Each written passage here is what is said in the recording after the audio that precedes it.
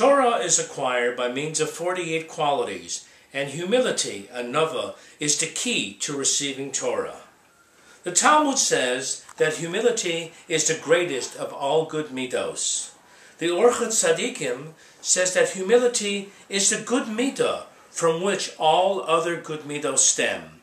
And conversely, its opposite, gaiva, arrogance or haughtiness, is the principal bad midah from which all bad midos stem.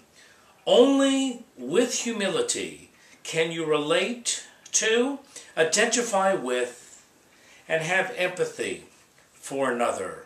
Thus, Torah and humility go together. Moshe was the most humble of all men, and Moshe was the fitting conduit through which to pass the Torah to the Jewish nation. The Gemara in Tainus taught, why are the words of Torah compared to water? And answers, because just as water leaves a higher level and goes to a lower level, so too the words of Torah are retained only by one who is humble. And Moshe mirrored this quality.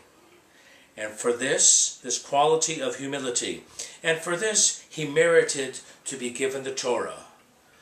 According to the Machzor Vitri, humility allows one to ask questions when he does not understand.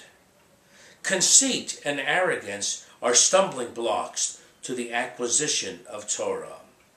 The famous Tana, Rabbi Eliezer ben Hyrcanus, is often referred to as Rabbi Eliezer HaGodol. And the Talmud Yerushalmi, commenting on the title of HaGodol, means that Rabbi Eliezer was unusually humble.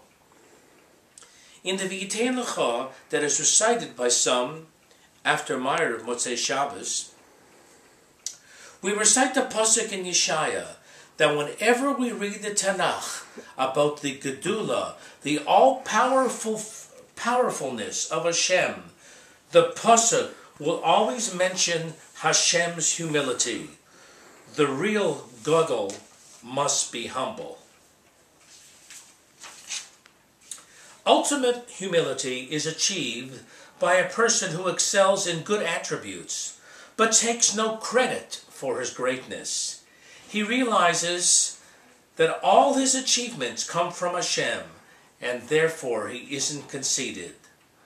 Moshe epitomized the heights of humility, because while fully aware of his greatness, he was careful not to flaunt it in the face of another. The Rambam in Hilchas Tshuva writes that every person has the potential to be righteous like Moshe. The Rambam is referring to Moshe's extreme humility. The Ramban, in his letter to his son, elaborates on how a humble person should conduct himself.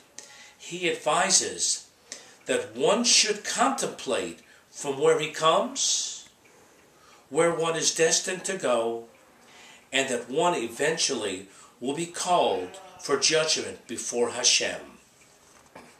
We are all blessed with our unique abilities and strengths.